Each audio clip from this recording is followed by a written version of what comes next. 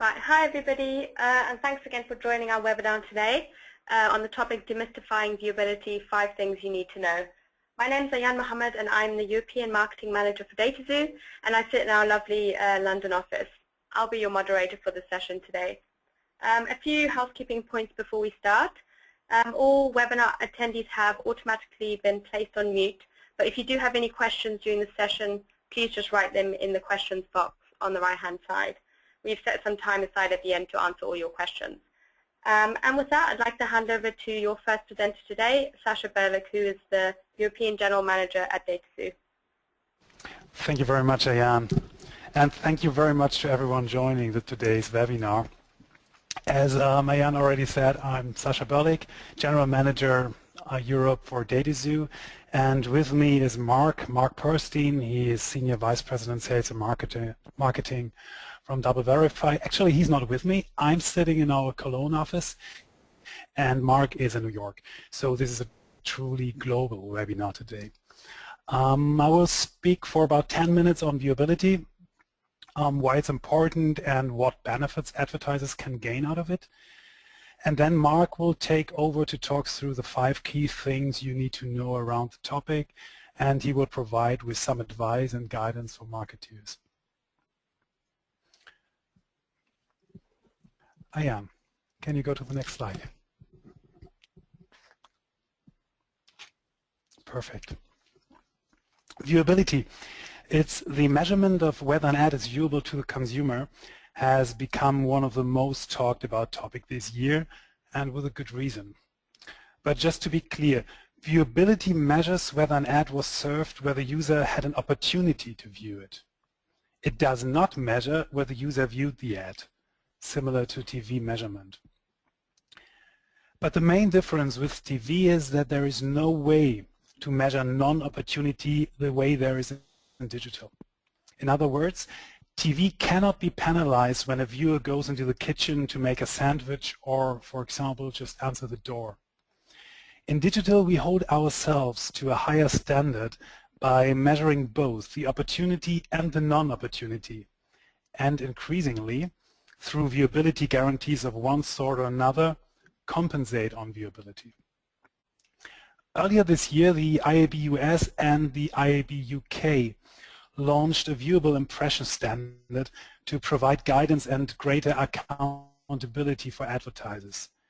This allows those wishing to trade and or serve on viewability to do so using consistent and recognized industry standards. The UK standards complement those launched in the US, which define viewable as 50% of the ad unit being in the user's viewable screen for at least 1 second. So what about the rest of Europe, you might ask? Well, IAB Europe is currently leading discussions and analysis into other European markets here to evaluate brand advertising metrics and viewable impressions across all the different European markets. So actually we expect to hear some further information in the upcoming month. It won't last that long. We welcome the move to a viewable impression standard because it offers the valuable prospect of guaranteed impact for advertisers. Advertisers who are continuously shifting more of their advertising budgets to digital. It will unearth the true brand effectiveness of digital advertising, given that past effectiveness studies have taken into account viewed and non-viewed ads when comparing digital to other channels.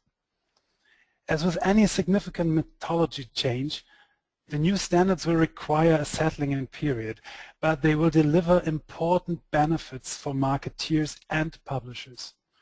Harnessing the unique strength of online, brand advertisers will enjoy much greater accountability whilst allowing publishers to maximize the value of their inventory. In one of the latest Magna Global reports, Magna mentioned that the gradual adoption of viewable impressions as a standard currency in many markets will particularly benefit the adoption of programmatic methods, as the current uncertainties about viewability are disproportionately affecting programmatic buying.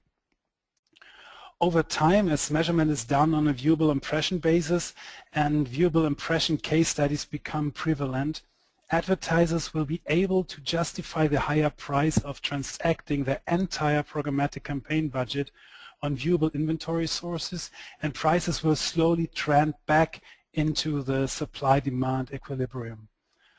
Magna Global expect that this process will last at least 3 years.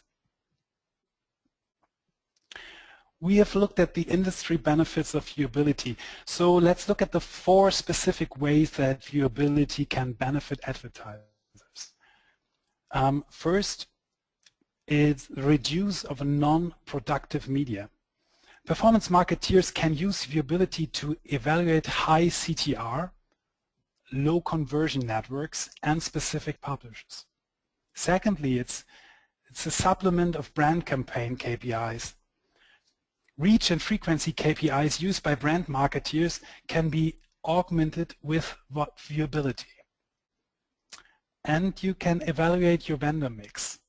Viewability is a great metal detector to help you sort vendors that drive actual engagement from ones that game the last view attribution game. Today's marketeers are managing multiple vendors, from media buyers to publishing agencies and technology providers. Often, each have their own ways of measuring engagement, meaning that visibility into who is really seeing online ads and evaluating the effectiveness of the current vendor mix is becoming very difficult.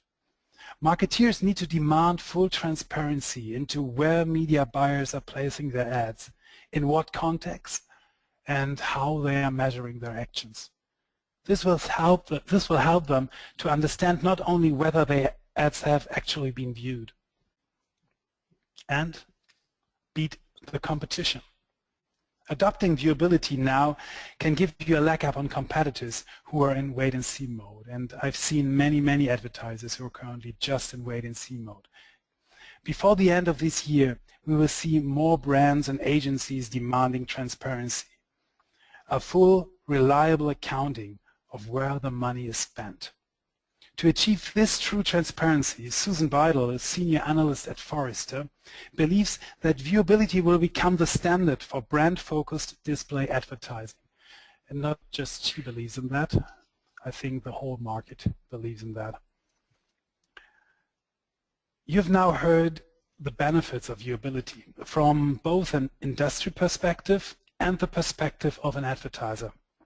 So before I hand over to Mark, I wanted to quickly summarize what key learnings you can expect to take away with you from this webinar. We have grouped the content into 5 sections, which we will be taking you through today. It's first how viewability is measured, the impact of fraud on viewability, how viewability impacts campaign performance, how to evaluate your vendor mix, and steps to take to implement the new viewability standards. So Mark, over to you. Thanks, Sasha. Great introduction. So to quickly introduce myself, Mark Perlstein. I run sales and marketing globally for DoubleVerify. And I'm going to actually take Sasha's excellent beginning and summarize it with the one thing, if there had to be one thing you should walk away from here from, is understanding how viewability can help you increase your campaign performance. We'll talk to you about how it's done. We'll talk to you about everything else. But the key here is, what's the benefit for you, the advertiser? So success and failure. We get asked quite often to help figure out why some campaigns are successful and some don't succeed. We have good news. It's typically not your market positioning and go-to-market strategy. It's not your creative, and it's not your media plan that cause failure. We're experts at that today. We know how to do it. In our experience, the major reason that campaigns fail to deliver is the part that's least visible to you. It's the part that you can't see, which is, what is the quality of every impression that's delivered for your brand? And in this particular case, we're going to spend a lot of time talking about, are those ads viewable? Since non-viewable ads can't drive brand impact or brand lift, and they certainly can't drive a direct response. Next slide, please, Ed. So let's give a few stats as to what we see today, and these stats are on what we call unmanaged campaigns. In other words, this is a pure view of what's going on in the market if you don't take proactive steps along the way. Fraud, which is everybody's least favorite subject when it comes to their budgets, can be up to 20%. Inappropriate content, and by that we mean content that's not aligned with your brand. Since content is not inherently good or bad, it's all relevant to your brand, can be up to 7%. And then in terms of viewability, almost half your ads are never going to be seen today. So, next slide, please. What are the things that you should think about? And again, this is all about maximizing performance.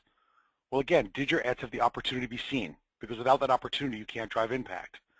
But once you get beyond that basic standard, it's really about understanding user engagement, right? How long was your ad in view for?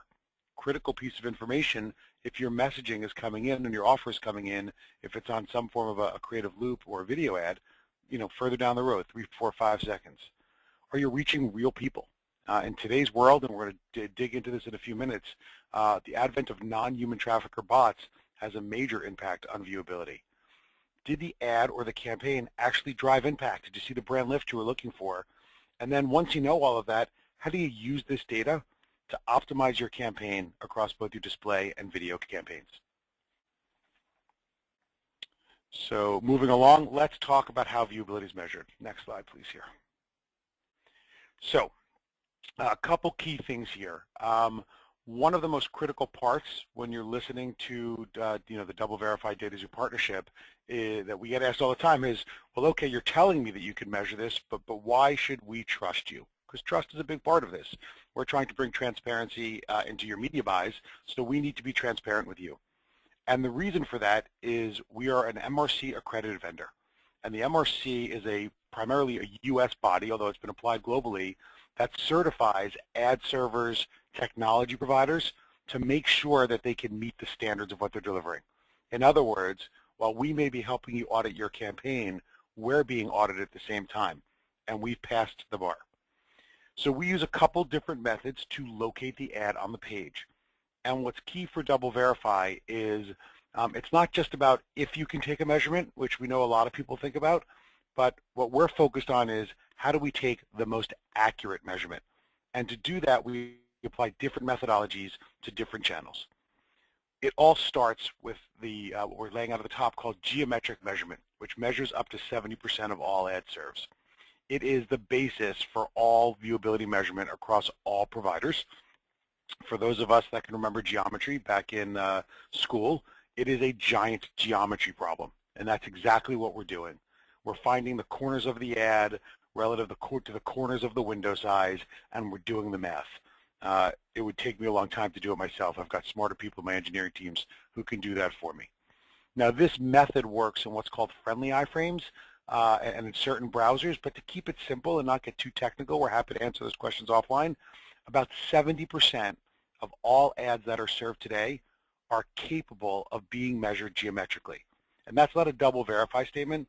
Globally across the board, geometric measurement, there's only data available on about 70% of the ads. So now I turn to what I said a second ago about, well, what's the most accurate method to supplement that? And in display advertising, DoubleVerify uses modeling, which is very different, I should say, than projections. Projections take a small sample size. Modeling takes a look at every measured impression we have, and at a very granular level, the placement level, every few hours on your campaign is able to accurately project out a balance of 25% of your viewability rates. And we've gone through rigorous testing on this. It's actually the most accurate way to overcome the limitations of geometric measurement in the display advertising model. And that closes the gap in all places, but one of the key things is the alternative model, which uses flash-based pixels, and I'll talk about that in a second, cannot work on your iPads or your iPhones. And that's critical, since we all know that consumers will browse our content and look at our ads on iPads and iPhones. So using modeling, we get the most comprehensive coverage out there in display. Now, in video, where the world is a little different because it takes a little longer for the players to load, and there's other technologies in place, DoubleVerify supplements our technology again with what's called flash-based. And without getting into, the full details here, what that does is it allows us to use some of the core flash technology that interacts with the computer to identify when your ads come into view and how long they're in view for. Let's move on to the next slide.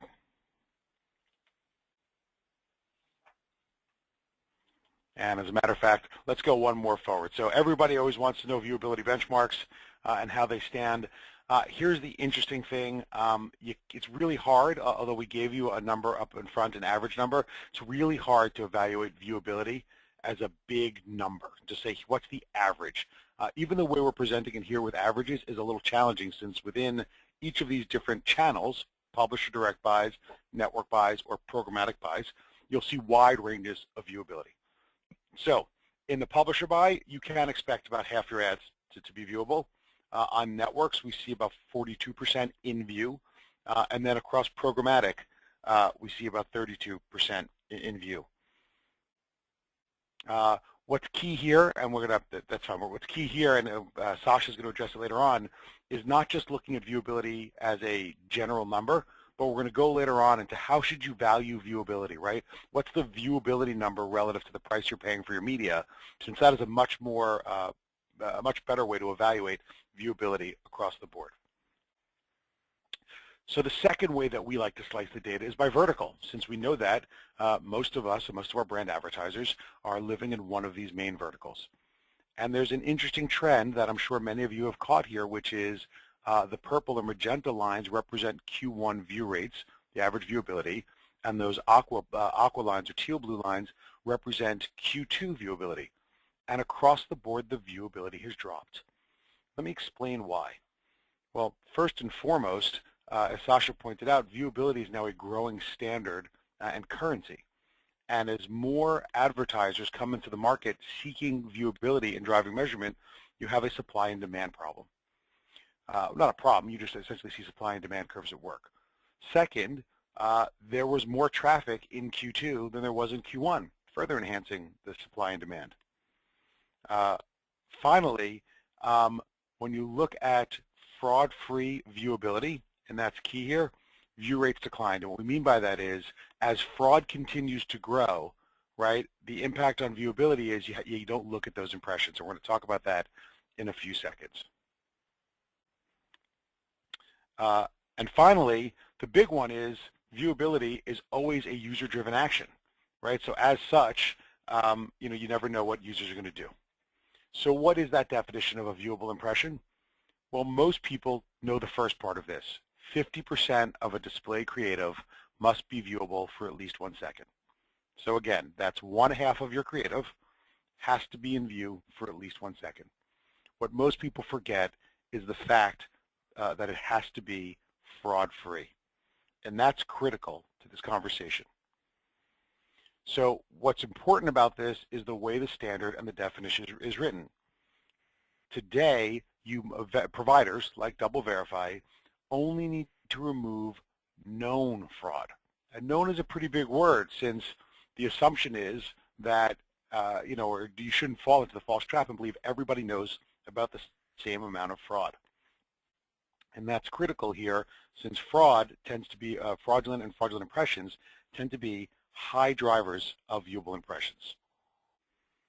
So the reality is you can't have a viewability conversation unless you're at least going to look at the impact of fraud on viewability, because it happens to be the biggest factor in viewable rates is fraud today. So let's take a deeper look at that. We're going to go we're not going to go too deep into fraud, but it's really important to understand that there's 2 types of fraud out there. So let's just think about the way we as marketers target our campaigns. We target content, right? We look for content that's appropriate for our brand and brand safe for our brand. So manipulation of content, making essentially low quality impressions appear as high quality, is called site fraud. And here are some examples of that. Since we don't go very deep in here, we're going to touch on one of them in a second, but 2 others. The 2 other major ones are, first off, stacked ads. And this is where a publisher will stack several different ad units on top of each other. And the best analogy that I can come up with for this is imagine if you had purchased a billboard space at a place on a highway where there's tons of traffic. And you drive by it on the first day and you see your billboard up there, and while you're miserable that you're stuck in traffic, you're pretty happy to see everybody around you staring up at your brand new billboard and getting your message across. Well, that very next day when you drive by, even though you're day one of your 6-month commitment to that space, you see that the billboard owner has actually put somebody else's ad on top of yours. They've hidden your ad underneath it. And that's what stacked ads are. And the second one that I just want to touch on for a second is what we call invisible ads, or nearly invisible ads. And that's where publishers literally manipulate the content so that while your ad is on the page, it's displaying so small in a single pixel that it's not viewable to a human. So let's now talk about bot fraud, which is probably the #1 topic out there today. If you follow the trade and the press at all, and I'm not just talking about the advertising press, I'm talking mainstream media, there's probably an article every week and a half from major news organizations about the rise of bot fraud. It's also called non-human traffic. And this is where a robotic machine imitates a real user. Now, bot fraud is especially detrimental to viewability. As you can see at the stat at the bottom, bots will actually view ads at a rate 3 times of a normal human being, since bots have all the time in the world to take a look at your ad. So let's dig down deeper into the fraud.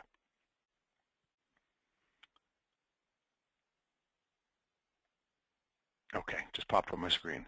So the final kind of site fraud, I spoke to you about stacked ads, those billboards on top of each other, and hidden ads, those ads that are only viewable in a little tiny box in the window, is something that we call impression laundering, which is a unique form of fraud, but it starts with something called URL masking.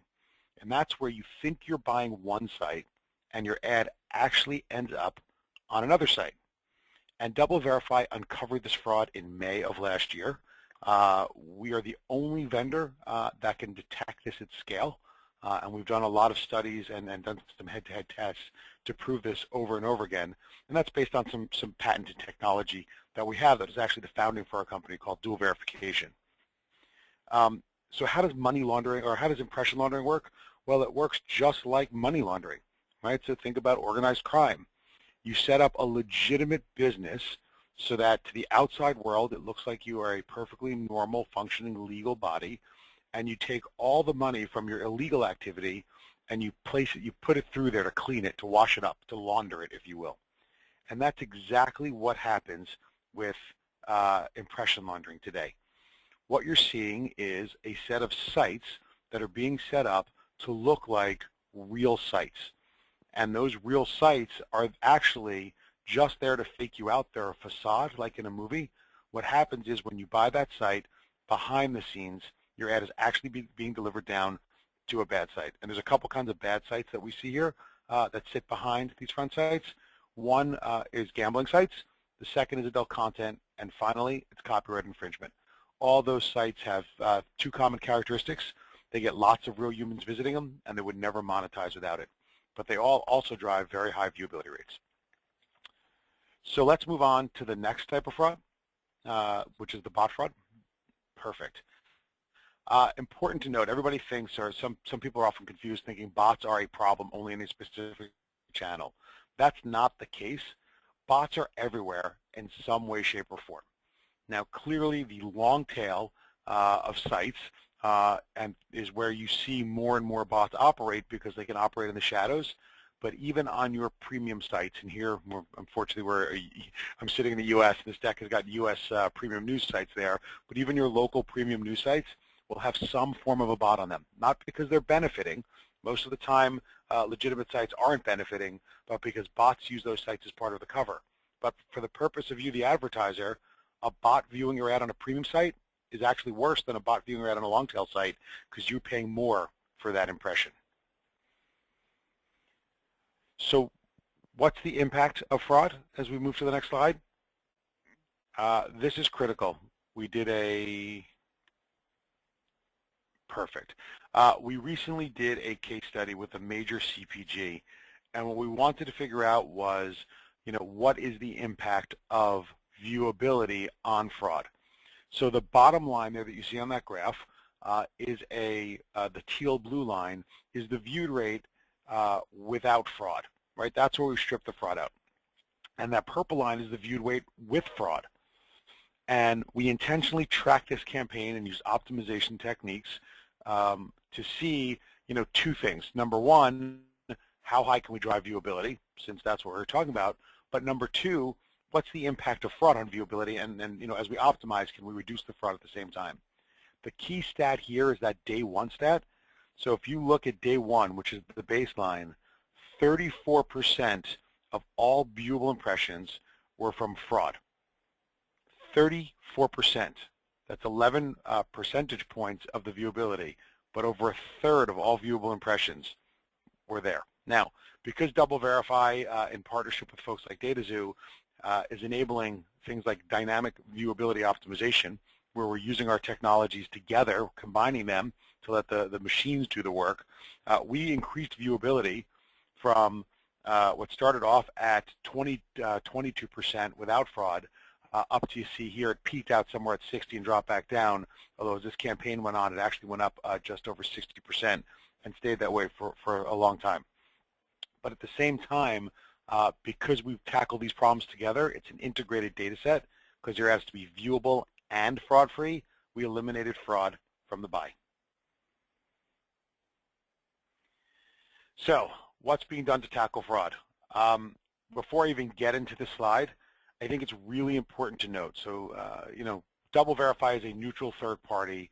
dataXu is one of our partners, but it's really important to note that dataXu is taking a very aggressive stance on bringing transparency and accountability in a part of digital advertising that many of their peers are running from, right? And that's why we see these IAB initiatives. So they should be applauded for really focusing in on this and understanding that these aren't just problems that are, problems that are just there, that by removing these problems, we are all going to get better at advertising, even if by doing so, it highlights some of the challenges that we all have to overcome in digital advertising today.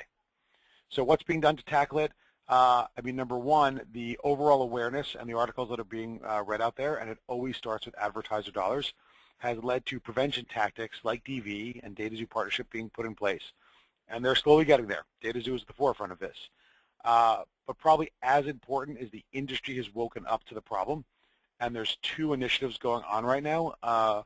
One of them is just the anti-fraud efforts in general, but the other one is something called the trustworthy supply chain. And the IAB, I think, at one point had 4 or 5 different working groups, which they've now combined together into this trustworthy supply chain. And this is critical because it's going to, for the first time ever, define for the industry that fraudulent impressions should not be paid for as a general rule. It's very impactful on what's going on today. So let's continue down now, and we can move through this one. What's the impact of this, right? I said to the beginning, the number one reason you should care about viewability and care about fraud also is, can it deliver better performance? Can it move your needle? We have lots of case studies. For the purpose of this webinar, we chose a viewable brand lift case study. And how does this work? Before I even get into this, if you think about a standard brand lift case study, whether it's Insight Express or Dynamic Logic or whoever you're using, you always had controlled and exposed. And today what we're doing is we're getting to a controlled group, an exposed viewable group, and an exposed non-viewable group. And it's actually allowing you to test the impact of your viewability, of your ad viewability on the awareness of your brand. So what do we see? We saw that 48% of respondents were more likely to use the brand after 2 or more viewable exposures. Okay, that's pretty good. But we increased online awareness by 36% when you can capture someone's attention for over a minute and a half, or just about a minute and a half, 100 seconds. Now that's not in a single view. That's just talking about overall, right, over the course of the campaign. And finally, usage, which is really what it's all about with buying, went up by 37% in that same time frame. At the end of the day, the data is very, very clear. If you can get your ads in view, you will drive better brand lift, which will move your needle on the back end. And again, that's why we're here today. So with that, I'm going to turn it back to Sasha, who's going to walk you through some of the next discussion points. Thanks a lot, Mark. Very, very interesting and honestly quite frightening what's out there. It's criminal energy. It's really great to have partners like DoubleVerify working with dataXu. I'm very proud to be your partner. So let's move on. When you consider viewability as a part of a digital marketing campaign, marketeers can also use the VCPM. It's the viewable CPM method to measure the value of vendors' engagement. This takes the CPM and divides it by the vendor viewability rate, calculated using the geometric method that Mark mentioned earlier. For example, here take partner 2. If one vendor costs $5.50 per CPM and is in view for 65% of the time, the viewable CPM is equal to $8.46. VCPM is not a method for the measurement of whether an ad is viewable, but rather a way to measure the relative effectiveness of a campaign using a viewable currency. We believe this is superior to looking just at viewable rate. This would bias you towards premium sites which have a moderately higher in-view rate. But if the cost is more than moderately higher, you can actually end up buying fewer viewable impressions. Moving from an impression served to an impressions viewable currency is a big step that also impacts attribution modeling. Many vendors claim engagement even when ads are buried low down on web pages or run in tiny, easily ignored video players on those pages because they are gaming for the last view attribution. As a result, it is becoming increasingly difficult to distinguish which vendor is, in reality, driving engagement. A suggestion would be to run your attribution model the same way you always have, but with a twist. Stop automatically crediting the last impression before the user converted. Why? Because that model incentivizes your media partners into a game of lower funnel cookie bombing that has been proven extremely effective at winning last view attribution and totally ineffective at delivering real incremental value for the marketeer. Instead, credit the partner who served the last viewable impression before the user converted. Consider a campaign with two vendors. Under last view attribution, red gets credit for the conversion. Under a last viewable attribution model, navy blue gets the credit and the money.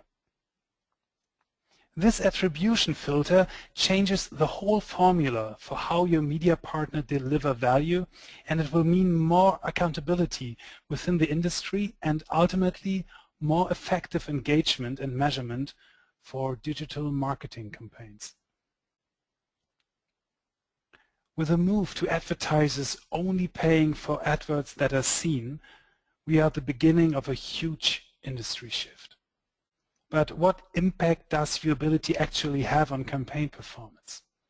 Does optimizing toward viewable impressions destroy the economic model underpinning most performance on advertising? Looking at a few client case studies, early results show promise.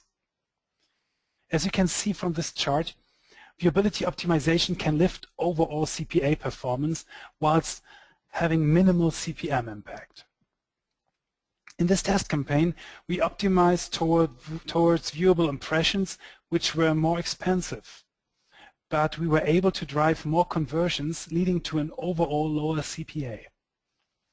As the demand for viewable impressions increases and viewability adoption grows, we expect costs to also increase.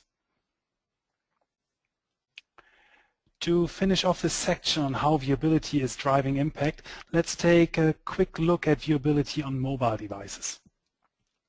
As to be expected, viewability scores on mobile are generally higher overall, with iPad getting really good results, over 70% in this example. But advertisers should remember that there are actionable differences between ad sizes. Mobile browsers are more comparable to each other in reach, but you can see there is a drop-off in impressions for some of the ad sizes. So in this example, the advice would be to make sure the advertiser can take the hit in terms of scale, but then reduce the 728 to 90 ad sizes and attack the 160 to 600 instead. Now I'll hand over to Mark, who will take you through the differences between display and video viewability. Over to Mark. Excellent, thank you. I actually want to pick up with one quick point before I jump into this. Sasha talked a lot about attribution, and one of the great things about DoubleVerify and dataXu is we see eye to eye on this. We are here not to keep your data locked up in a box. Our goal is to do what we do best, and as part of the package and the offering we have out there, we fully understand you need to extend this data throughout every marketing system that you're using to drive the most value.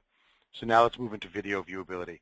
Since video is, as the old saying goes, it's all about sight, sound, and motion, or in our cases, it's about sound, engagement, and viewability. But it brings in additional components to viewability, which is, sound and time.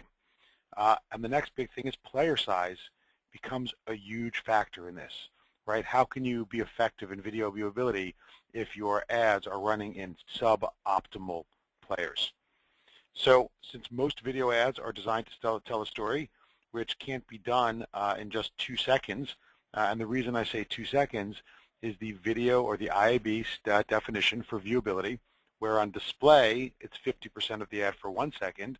On video, it's 50% of the ad for 2 seconds. And that does give the opportunity to see, but the key for most brand advertisers, or most even direct response advertisers, is to make sure that you go beyond that. So let's look at the next slide. Like I said a second ago, 2 seconds is, in most cases, not long enough. Your offer has not come in, your messaging has not been brought up.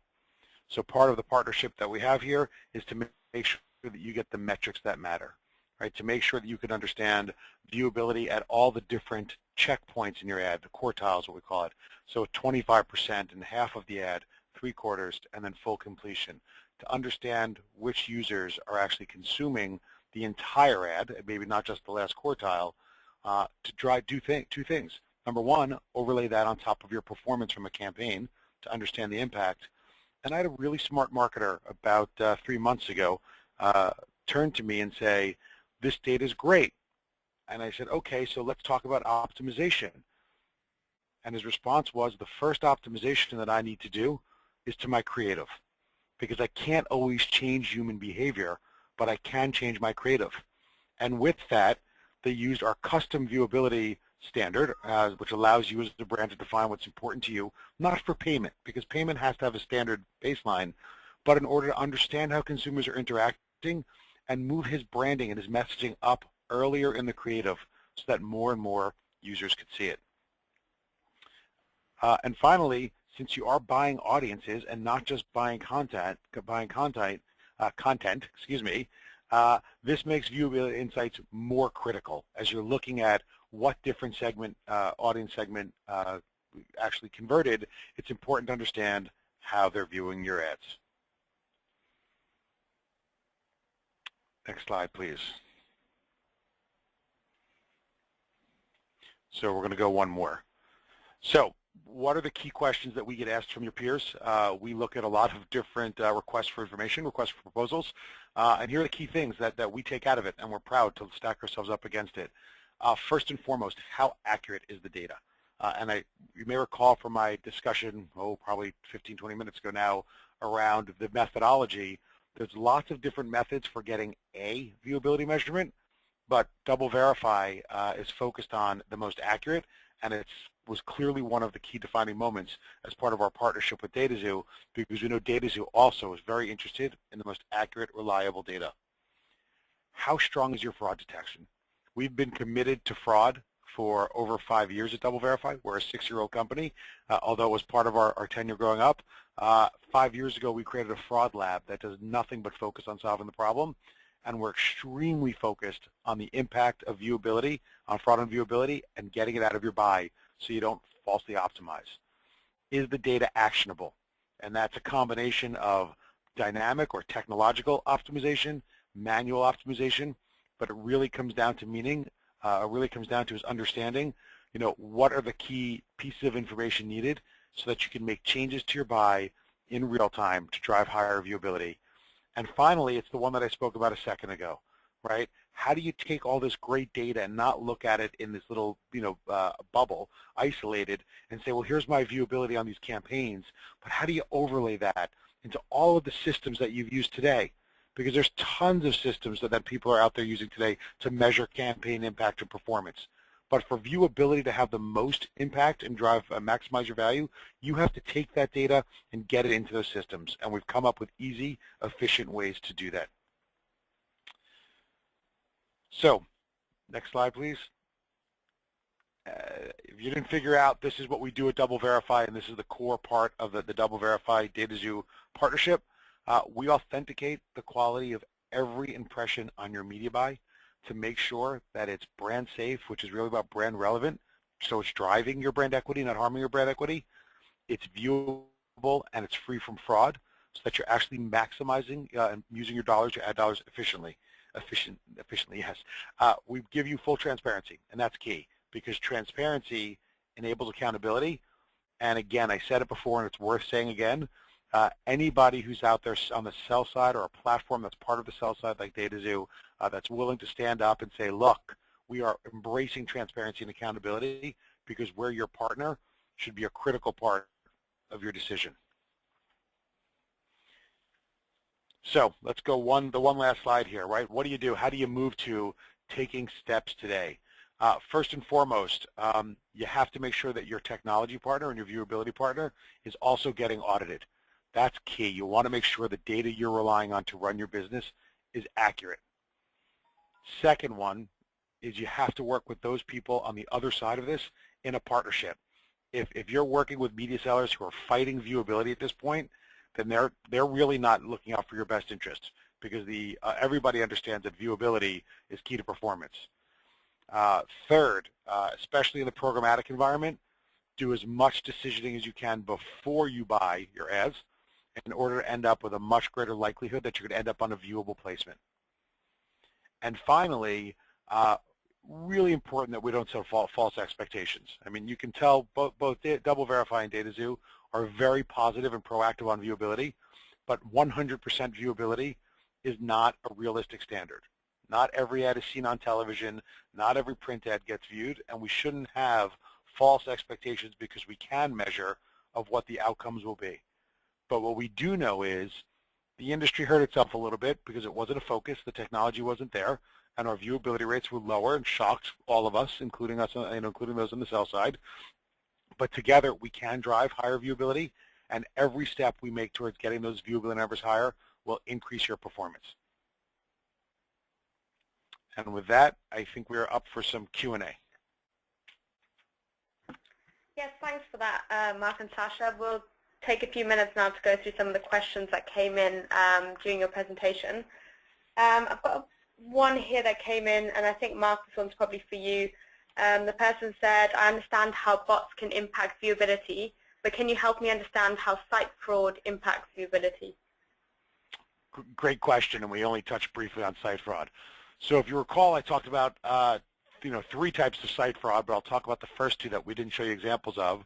Those stacked ads, again, that billboard that you bought where somebody else's ad is layered on top, if that ad is well placed, and usually they are, they typically load above the fold and in view for on most pages, even though the ad isn't being viewed. And with geometric measurement, you can't see the layers that are stacked on top in real time. So the way you prevent that, and that will obviously trigger a lot of false positives on those pages for viewability or viewable ads. So it's key to understand the sites that are engaged in that practice. The same is true of those less than scrupulous publishers that are taking your ads and putting them in the tiniest little boxes, 1x1 pixels, which I'm sure most on the telephone understand. They're putting those 1x1 pixels that are virtually invisible in in a lot of places above the fold with the same impact. They will naturally drive viewability up while having no impact on your campaign. So you have to remove those types of sites that are manipulating the content from your viewability measures in order to get a clean picture, which will drive more accurate optimization, right? The key here also is you don't want to be optimizing towards fraudulent sites because they look like they're doing the good things, which is what happens. It's about breaking that cycle and maximizing your dollars. Great, thanks, Mark. Sasha, I don't know if you have anything else to add, or I'll move on to the next one. Just move on to the next one. Okay, Mark, there's another one here just asking if you can get custom viewability measurement at all. Is that an option? Yes, yes, I touched upon that briefly. I went a little off script. It is critical, we believe, for custom viewability measurement. So every brand on every campaign can set their own viewability thresholds, and those thresholds are in both dimensions. What percentage of the ad and for how long would it take to meet the custom viewability benchmark?